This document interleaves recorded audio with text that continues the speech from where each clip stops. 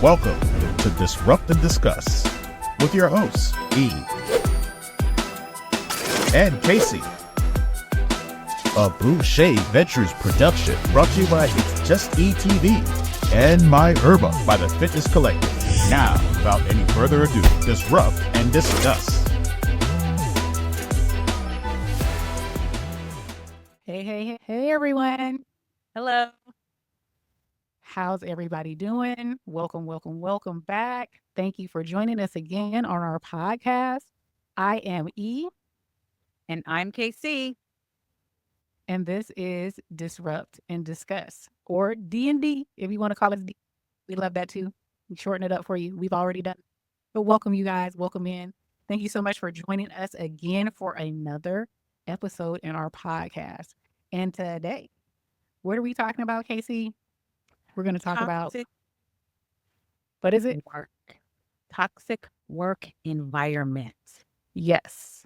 We're talking about that toxic work environment or toxic work culture, whichever one you want to call it. That's what we're dealing with today. Everybody has it. Everybody deals with it. If you don't, scroll on by. This is not You're lucky. right. You have a wonderful place that you work for. Stay there. Be happy. Love it. But we're going to talk about some of our experiences before we went into what we like to do now, what we love, some situations with toxic work culture. So before we get started and talk about it, give some of our stories, I am going to define for you what a toxic work culture is. A toxic work culture is an environment where negative behaviors, attitudes, and policies persist, causing harm to employees.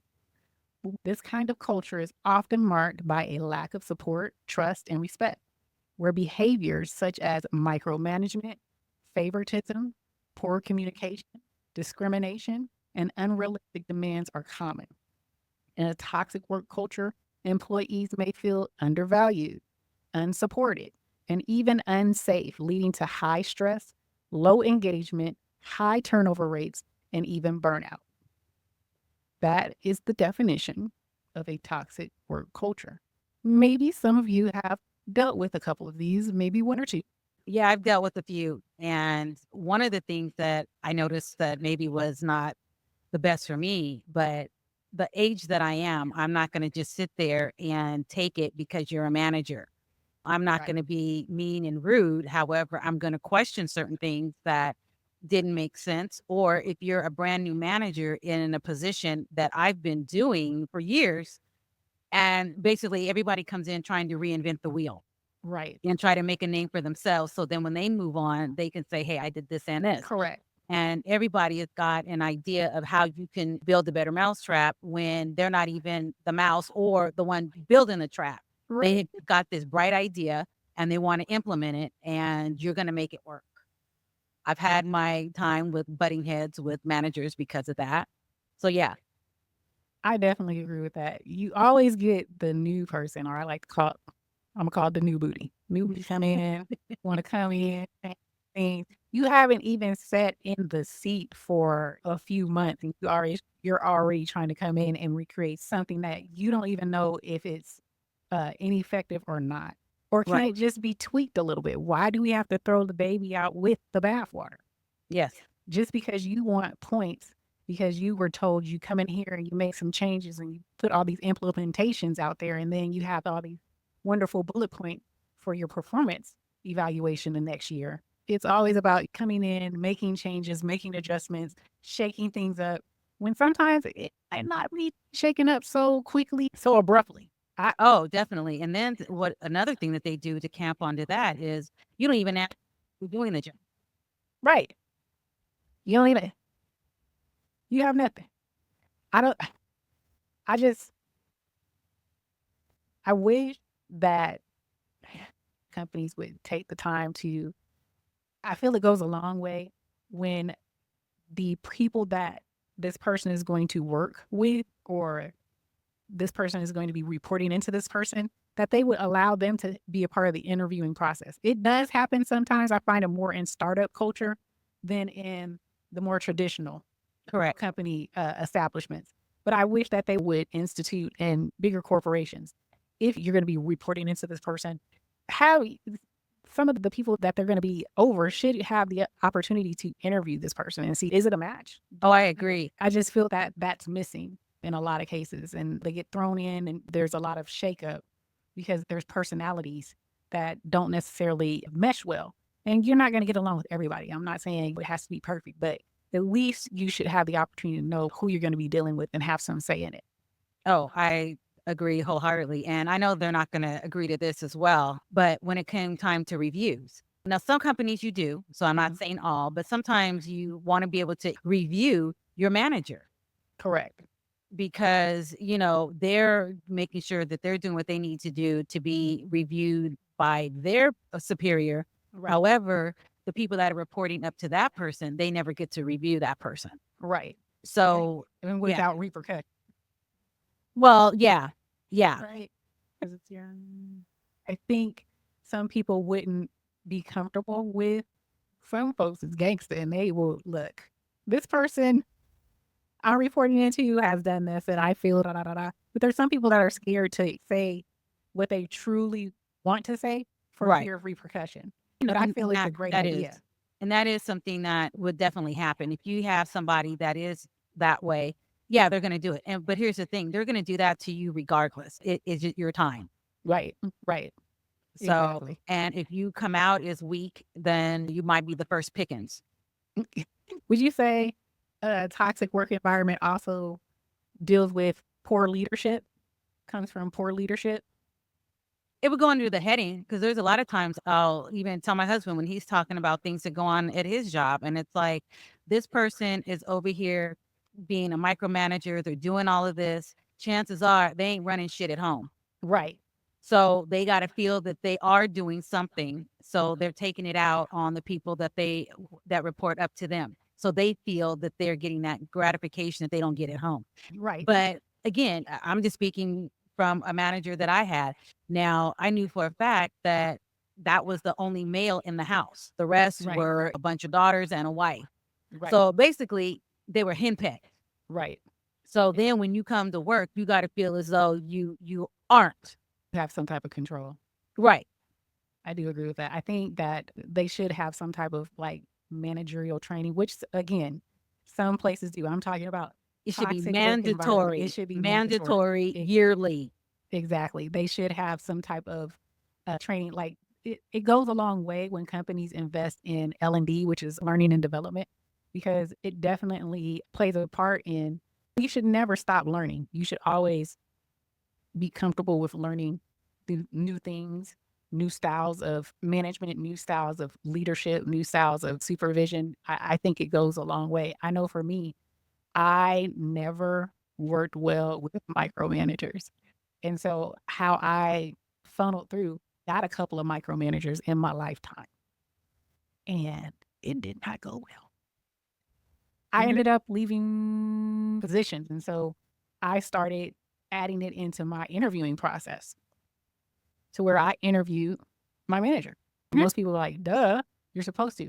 I know, but a lot of people don't know that you should. A lot of people don't know how to do it. So I'm telling you, if you have a problem with someone constantly looking over your shoulder, or you have to copy them on your email communications, or you have to have like daily stand-ups where you constantly have to report in on a daily basis, that's a micromanager.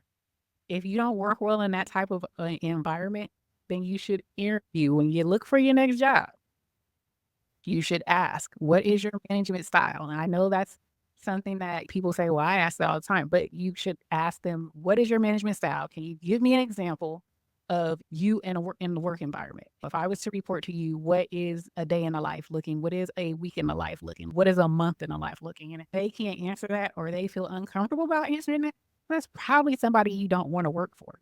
Or if they don't like you asking them questions in the interview, that could be a red flag right there. A red flag, because you should be able to, interview the person who's interviewing you, because guess what? You're going to spend 8 to 10 hours a day with this person, 5 days a week, and they are responsible for your growth, for your projects, how you go about, how you move within that organization. So you want to know what you're getting yourself into. And like I said, it's not always going to be perfect, but you should at least give yourself a leg up and ask those type of questions. just to see how they respond. A lot of people respect it. Some people that don't, like KayCee said, that's a red flag. At least the yellow, I would say pause. Oh, yeah. Definitely pause. I agree. And there was a time when my manager, the job that I had, it was numbers driven.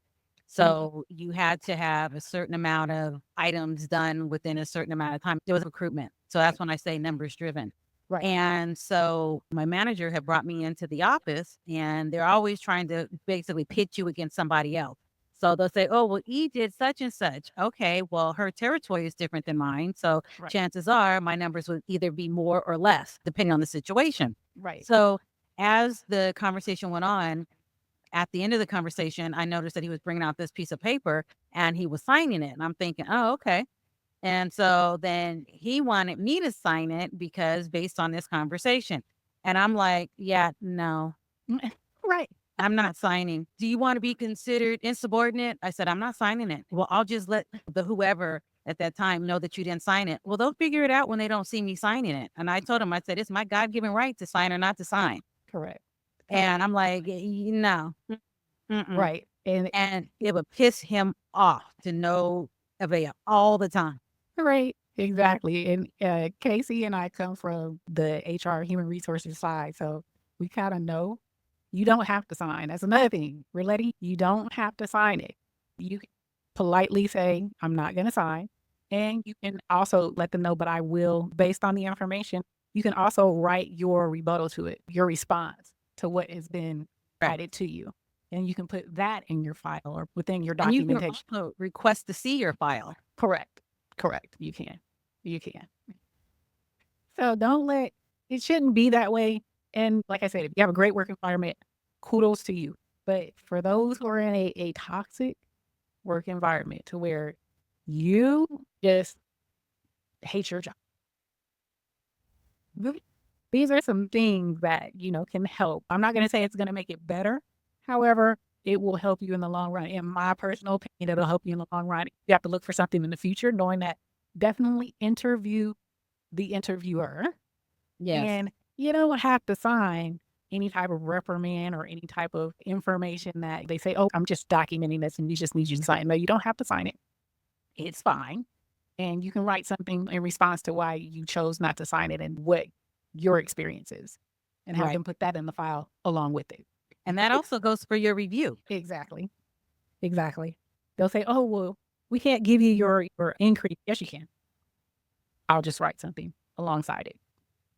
Why I feel it should be different. But yeah, I had a friend of mine that would write on the line where they wanted her signature and she put, I refuse to sign. Correct. And that's still a sign. Just, I refuse.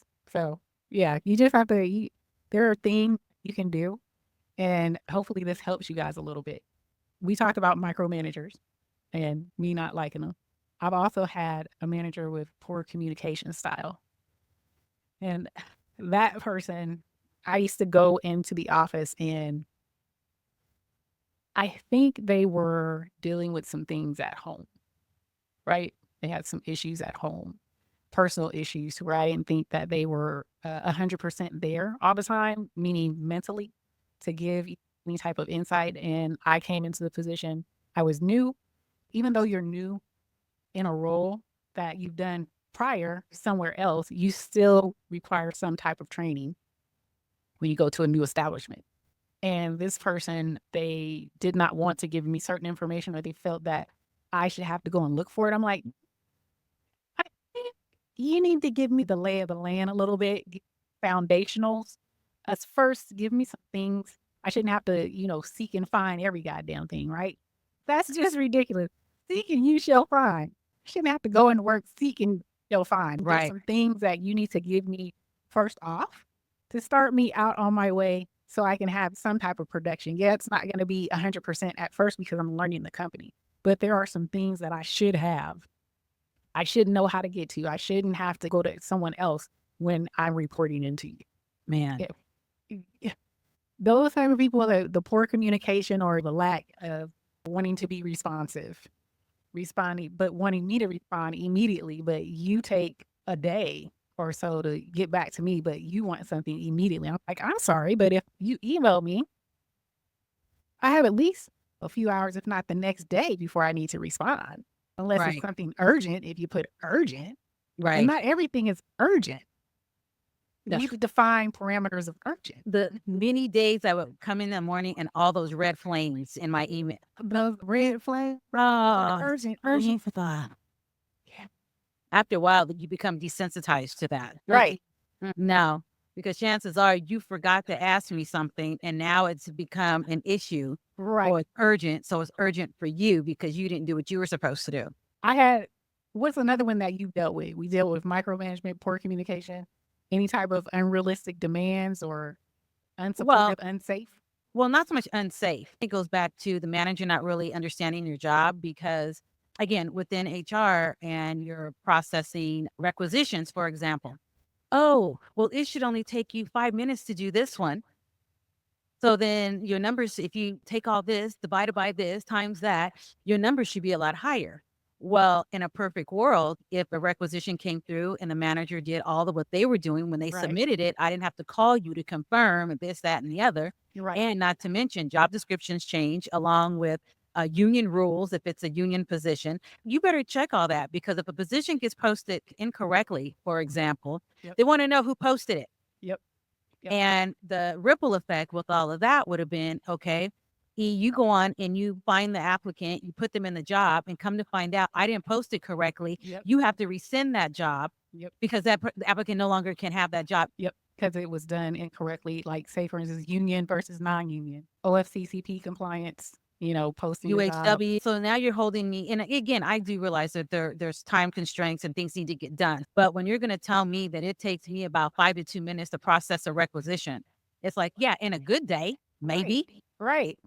And some of those you have to make sure that, I don't know the system that you guys had, applicant tracking system, but some systems, there's checks and balances. There's, certain levels of management have to approve the rec. If you don't have every level of Mhm. management approving that rec, it cannot be posted. Correct. It cannot be posted. So you have to dot your I's and cross your T's because that can, Oh my it can get you God. into trouble. And sometimes what'll happen is a manager that has from a different department has submitted the requisition, you process it, then they're bitching and complaining because something didn't go right. Right. So what I would always have to do was I had a trillion folders based upon my service area that I was dealing with. And so if the manager wanted to bypass me altogether and go straight to my manager, and then they would have to circle back with me, I've got the documentation that shows what you said and what you didn't say. And once I submit all that, I don't hear anything. Then it's cricket. But you were ready to throw me under the bus along with my feet to the fire and run over my back. Right. But you're constantly having to watch yourself. And that's not even dealing with the office politics. That's just dealing with your job. Right. That's just dealing with your job. Exactly. I don't like those either, where they come in, they're high demand, everything needs to be done now, now, now, now, now. And then you get it done now, and then it just sits. Oh, You're like, I thought you were in a hurry. I thought this needed to be filled like yesterday, 5 days ago. mhm. Now it's like you're unresponsive, presenting candidates. It's crickets. But you went and told my manager that, oh, he didn't, I've been looking for her. She's supposed to post this. We need this person like yesterday. And it's a hard to fill position and da da da da da. We jump through hoops, get all the approvals, get it posted, and then present you with some folks, and you don't respond. Right. Yeah. I've dealt with that a lot. Yeah. And I mean, there was a time when, again, working in healthcare, every once in a while, there will be what they call a strike, for those that don't know. Right. So even though we're HR, there were some things that we had to do to mitigate a strike or if the strike was coming. And when I realized when we were all corralled into the conference room and they were talking about this is what you need to do, I'm sitting there and I'm like, is he talking about crossing the picket line? And you're like, And I'm sitting here like, half of my family is union. right. Talk about a weird Thanksgiving dinner, okay? No. So here I go. I raise my hand. Right. That's what you do. Right. And it's like, Are you trying to? Well, all I know is this is what we're supposed to be doing, and never said yes or no. Right. So I went on and sent him an email and said, no, I'll stay in the office. I'll do whatever, but I am not crossing the picket line. Right. And of course, he didn't like it. And then he ended up sending an email to, I don't know, some mucky muck. I have no idea. And basically saying that there's a few employees that don't want to do this. And my name was one of them, Mhm. and refused to because she said that she's not crossing the picket line. And I knew I was okay with that because you can't make me cross no picket line. Right. And no one has yet told me that you're not doing that. Right. They So, don't want to say it. They don't want to make it audible. Right. right. So, and then I saw the email. A friend of mine had showed it to me. They had said, well, if she chooses not to cross the picket line, we have to honor that. So he called himself throwing you under the bus, the proverbial bus. Yeah. Another coworker happened to have a similar email, and his stuff was stupid. He had his connected to his, and that was the response. So that would be my question. Does it ever happen again? Or did they ever question you about it ever again? They never questioned me ever again. Okay. Because it was a given. I do not cross picket lines. And I said, I have a significant amount of family members that are part of the union. They didn't know what union. They didn't know what position they held within the union. All I said was they are within the union. Right. And I am not crossing the picket line. Being in a union is like a religion, right? Well, and see, I've never been in one. So they take for granted that you're going to do what they say. Right. Because you love your job or you want your job. And I'm no Right. fool. I mean, I like to flick the switch and I like to see lights come on too. Just Right. person. Just like everybody else. I'm not going to be getting in it. And the thing is, it had nothing to do with me, meaning Right. it was a totally different department, and we were supposed to be helping out, like in solidarity. Mm-hmm. Well, when they get their pay that they want, they're not paying me. I wasn't getting Correct. paid anything extra. Right. Right. Absolutely. Those are certain things you have to have some type of moral compass with regards to that. Oh, God. And I don't know about you, but I would get, not in this situation, but just at previous jobs.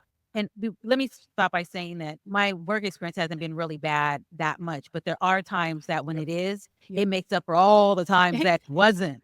Jeez.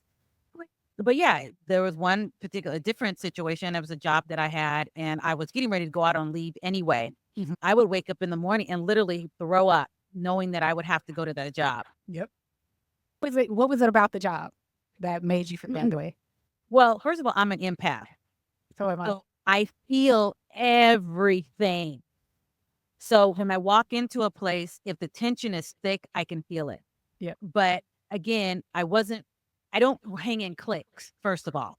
Right. So when you first start out at a job, different people come and say, hey, how you doing? I'm speaking to everybody, but I'm hanging with no one. Mm-hmm. So because I didn't hang with a clique, and when I did have a couple of people that I hung with, we stayed to ourselves. We didn't bother anybody. And for some reason, that just pissed people off. Mm-hmm. And sometimes you get some other people that are in a position and they have to show that they have stuff to prove for themselves to other people. But as I've always said, I don't care if you're trying to run up the corporate ladder, but I'll be damn if you're going to run up my back in the process. I don't have a problem stepping aside because at the end of the day, I'm going home to my family.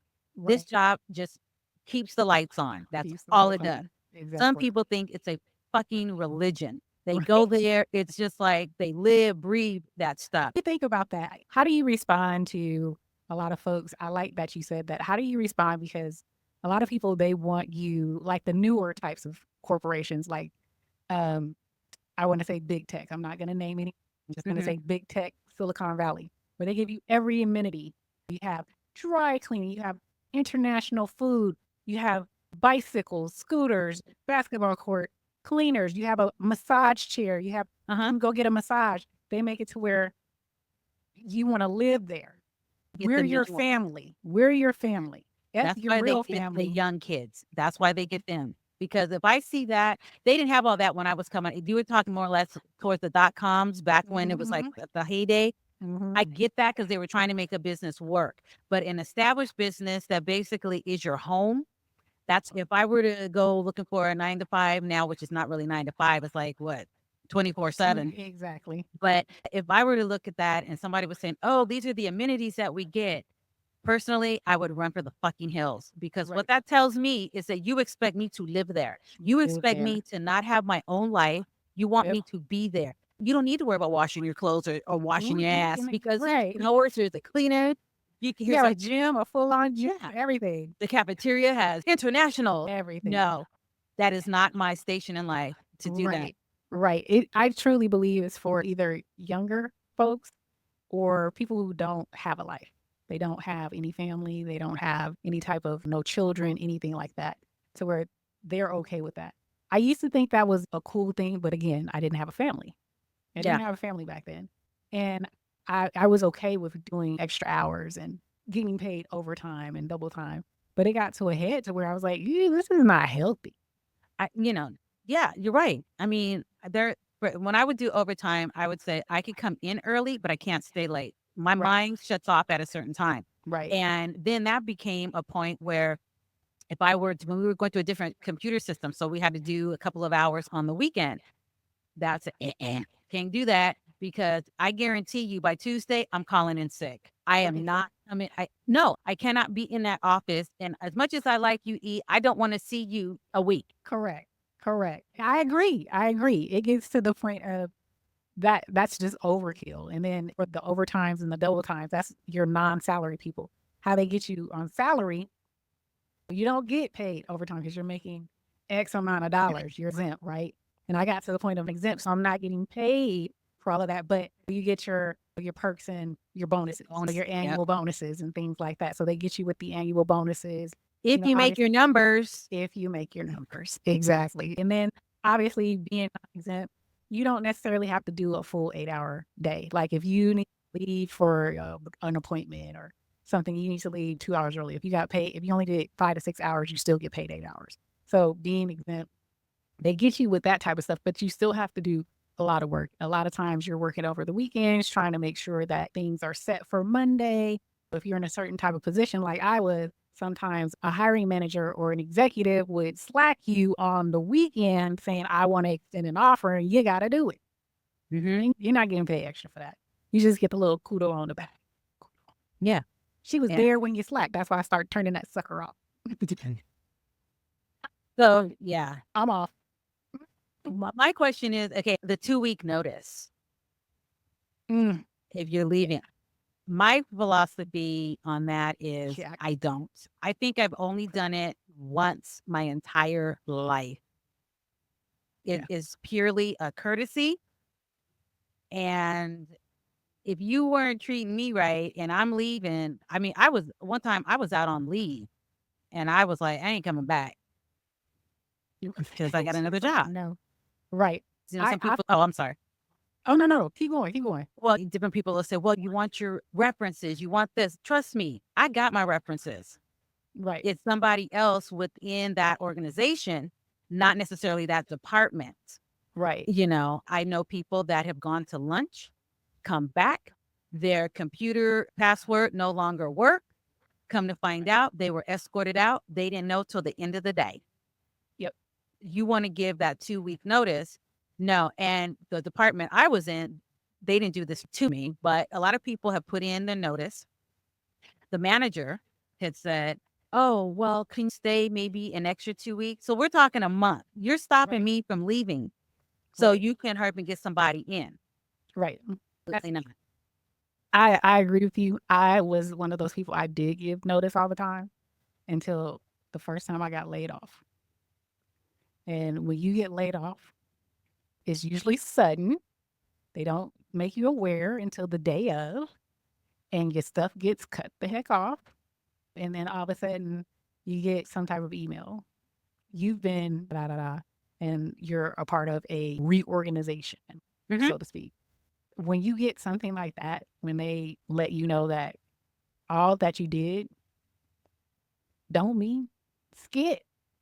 At the end of the day, when the shareholders need to see the business, it needs to be more malleable. It needs to be more, those shareholders need to get their money first. You got to cut some fat. You got to trim some fat. You got to make sure that the lights stay on, or you're able to produce, stay active. That company stay active for another maybe 5 years. So they start looking at different positions that they can reorg and eliminate.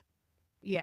When they started doing that, let you know that all that, oh, we're a team, the mission, and you're a part of the mission, and da da da da da, is lip Mhm. service. Mm. And some aren't.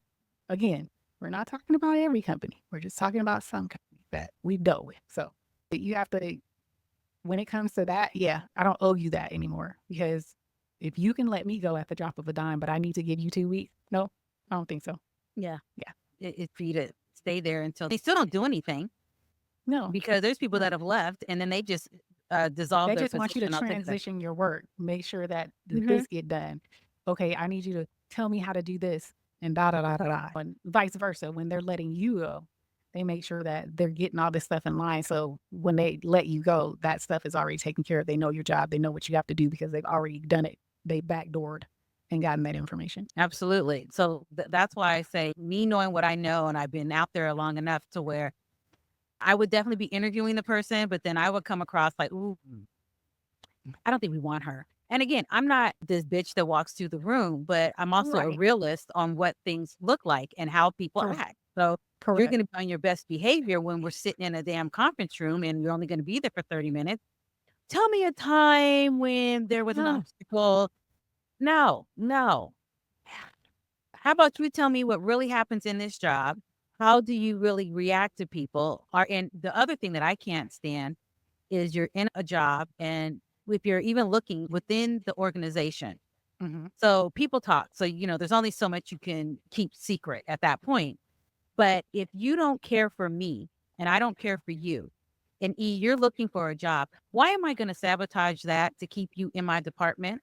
Right.